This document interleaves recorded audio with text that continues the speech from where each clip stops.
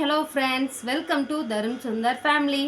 இன்றைக்கி நம்ம வீடியோவில் யாரை பற்றி பார்க்க போகிறோன்னு நீங்களே டைட்டிலில் பார்த்துருப்பீங்க. நேற்று நிறைய பேர் கேட்ட நம்ம உதயா சுமதியை பற்றி தாங்க பேச போகிறோம். அவங்கள பற்றி பேசுகிறதுக்கு முன்னாடி ஒரு சின்ன விஷயம் சொல்லிக்கிறேன். நேற்று நிறைய பேர் நல்ல கமெண்ட் பண்ணியிருந்தீங்க. ஒரு சில பேர் மனசு கஷ்டப்படுற மாதிரி கமெண்ட் பண்ணிங்க. அதை பற்றி நான் எப்பயுமே கவலையே படுறதில்ல. ஒருத்தர் வாழ்ந்தாலும் இந்த உலகம் ஏசும், தாழ்ந்தாலும் இந்த உலகம் ஏசிக்கிட்டு தான் இருக்கும். நல்லா வாழ்ந்தா அவனுக்கு என்ன ஓஹோன்னு ஊரையே அடித்து உலையில போட்டு வாழ்கிறான் அப்படின்னு சொல்லுவீங்க. கொஞ்சம் கஷ்டப்பட்டு நொடிஞ்சு போயிட்டாங்க அப்படின்னா அவன் ஆடின ஆட்டத்துக்கு இப்போ கஷ்டப்பட்டுக்கிட்டு இருக்கான் அப்படின்ட்டு தரக்குறைவாகவும் பேசுகிற மக்கள் இருக்காங்க. ஆக மொத்தம் நல்லா இருந்தாலும் நம்மளை பேசிக்கிட்டு தான் இருப்பாங்க, நம்ம கஷ்டப்பட்டாலுமே நம்மளை பேசிக்கிட்டு தான் இருப்பாங்க.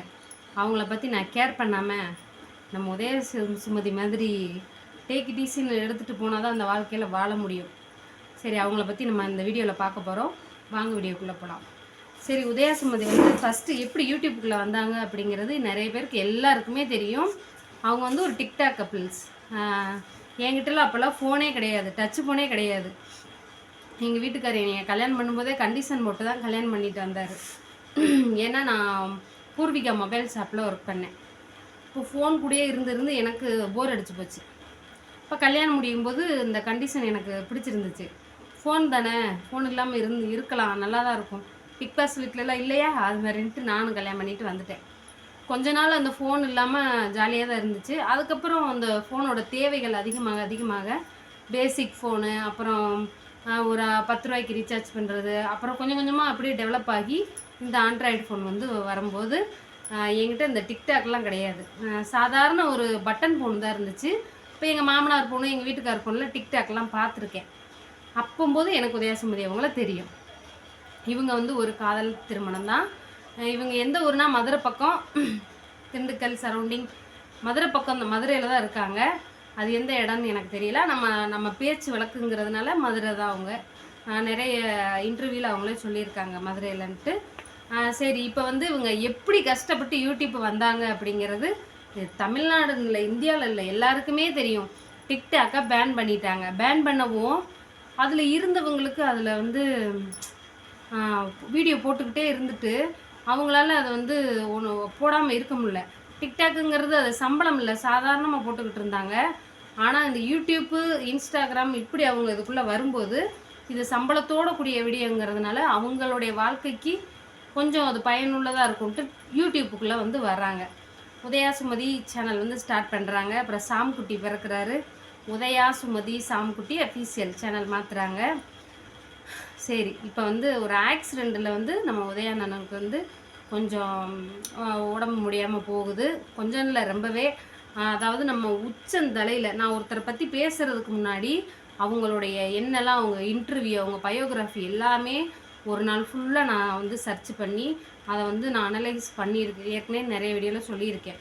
அப்படி நேற்று அவங்களுடைய 3 வருஷத்துக்கு முன்னாடி போட்ட ஒரு வீடியோ நேற்று பார்க்கும்போது எனக்கே ரொம்ப கஷ்டமாக இருந்துச்சு. அது பேசும்போது அது ஏங்கி அழுகும்போது நமக்கு அது ஏதோ நம்ம கண்ணு முன்னாடி அது ஒரு படம் உடனே இப்படி இருக்கும்.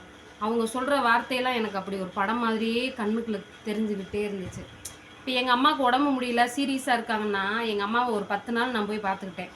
அந்த 10 நாள்லேயே எனக்கு உடம்பு முடியாமல் போய், நான் சாப்பிட முடியாமல் போய், அந்த மருந்து மாத்திரை, அந்த யூரின் வாசனை, இது எல்லாமே சேர்ந்து என்னை கிறக்கிருச்சு ஆளை.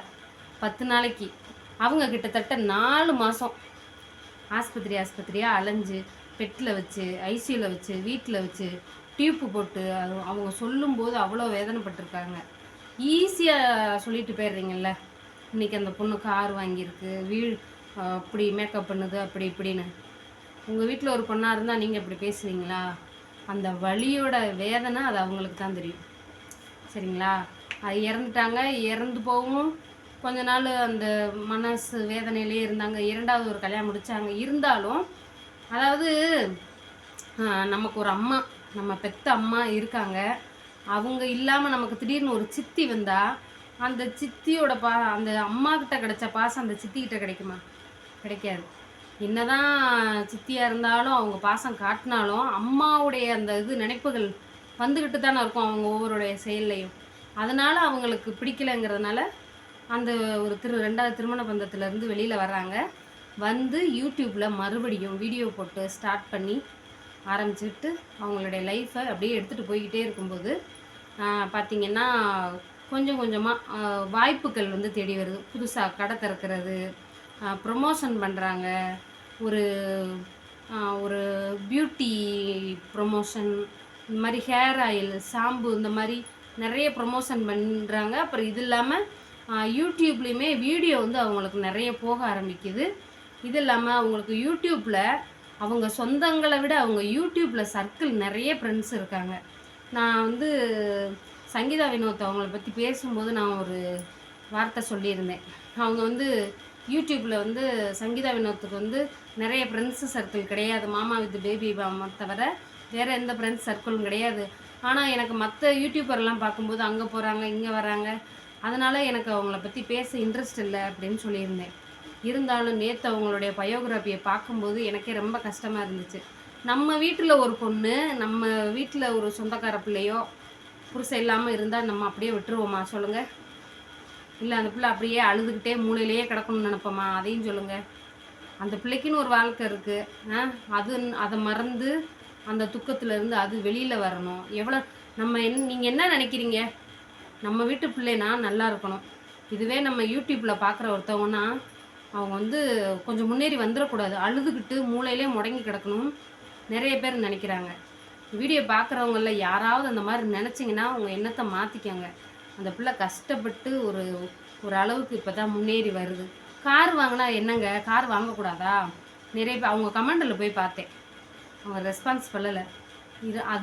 அதை விட சந்தோஷம், ரொம்ப ரெஸ்பான்ஸ் பண்ணாத அளவு அவங்கள ஒரு பொருட்டாகவே மதிக்கலை அவங்க கமெண்ட் போடுறவங்கள. புரியுதுங்களா?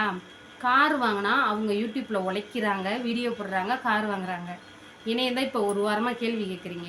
கிட்டத்தட்ட 2000 வீடியோ என்னை பற்றி போட்டேன், என் குடும்பத்தை பற்றி போட்டேன், எனக்கு ரீச் ஆகலை. இப்போ மற்ற யூடியூபருடைய வாழ்க்கை வரலாறு நான் பேசுகிறேன், எனக்கு கொஞ்சம் கொஞ்சமாக போகுது. ஏதோ ஒரு 10,000, 15,000, 8,000 போகுது. இப்படி வியூஸ் போகிறது பொறுக்க மாட்டாமல் நிறைய பேர் கமெண்டில் சொல்கிறீங்க, உனக்கு ஏன் அடுத்தவங்கள வச்சு நீ சம்பாதிக்கிற, அடுத்தவங்கள வச்சு நீ ஏன் பேசுகிறன்னு கேட்குறீங்க. இப்போ இதே எனக்கு இவ்வளோ கஷ்டமாக இருந்திருக்கும். இதே மாதிரி தான் நான் தானே உட்காந்து பேசுகிறேன், நான் பேசுகிறதில்ல தப்பு இல்லைல்ல. ஒருத்தவங்களும் எனக்கு பிடிச்சிருக்கு, நான் பேசுகிறேன். அதே மாதிரி எவ்வளவோ பேர் இருக்காங்க. யூடியூப்பரை பற்றி மட்டும் நான் பேச போகிறதில்ல, நிறைய பேரை பற்றி நான் பேசுகிறேன். என்னால் முடிஞ்ச அளவு நான் பேசிக்கிட்டே தான் இருப்பேன். ஏன்னா எனக்கு குழந்தை பிறந்துருச்சுன்னா என்னால் ஓன் கண்டென்ட் எடுக்க முடியாது. எனக்கு ஒரு கடவுள் ஒரு நல்ல வழி காமிச்சிருக்காருன்னு நான் நினச்சிக்கிறேன்.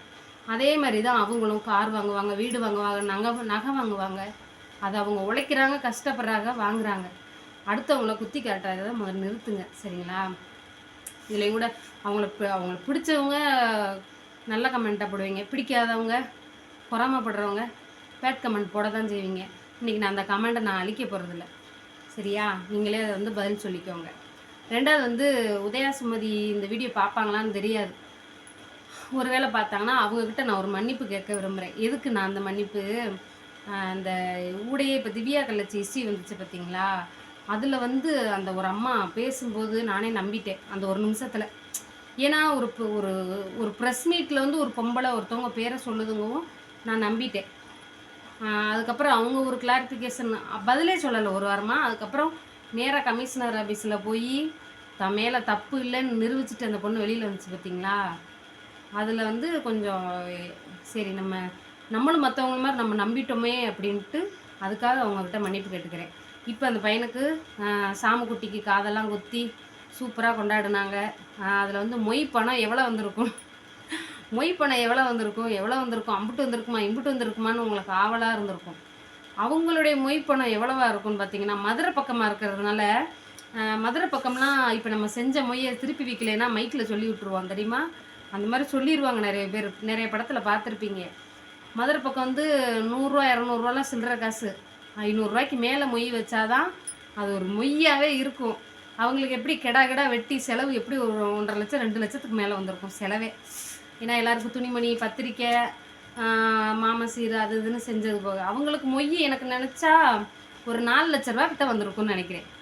சரி, ஓகே ஃப்ரெண்ட்ஸ், உதயா சுமதியோட வாழ்க்கை வரலாறு ரொம்ப கஷ்டப்பட்டு வந்திருக்காங்க. அந்த பொண்ணு சினிமாவில் இன்னும் மேலும் மேலும் வளரணும், யாரும் யாரையும் தூக்கி விடுங்க, முடிஞ்சா கீழே போட்டு மிதிக்காதீங்க. இந்த வீடியோ பிடிச்சிருந்தா, உதயா சம்பதியை பிடிச்சிருந்தா டபுள் ஹார்ட் கொடுங்க, பிடிச்சிருந்தா லைக் பண்ணுங்கள், நம்ம சேனலை சப்ஸ்கிரைப் பண்ணுங்கள். பாய்.